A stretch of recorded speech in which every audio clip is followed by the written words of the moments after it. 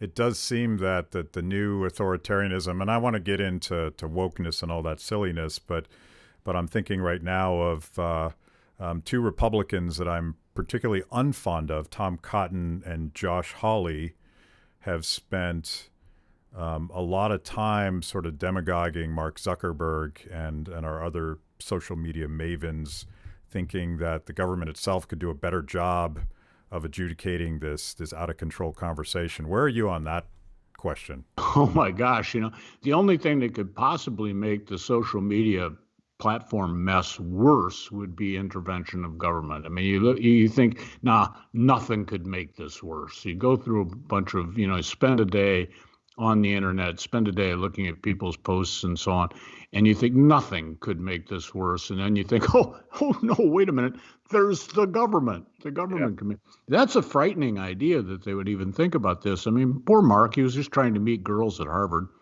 He didn't mean to, he's had a sort of Pandora's box moment where he unleashed all these woes upon the world. I mean, this is the sort of thing that will self-regulate itself. It will self-regulate.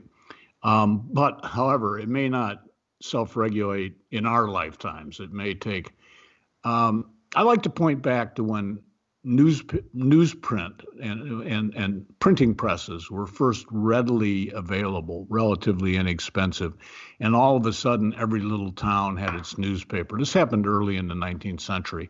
Those newspapers were terrible.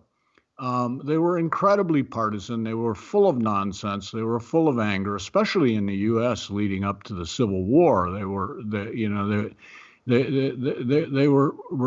terrifying. And we got over that eventually.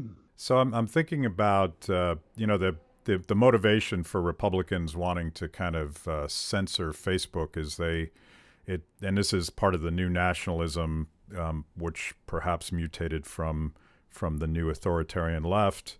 They want to own the conversation, and they're thinking if our guys regulate speech, we can amplify our voice and punish other voices. And there's this phrase that you've surely heard of, owning the libs. And I was thinking about that in the context of reading your book. This is really a fight about who gets to control who in the political process.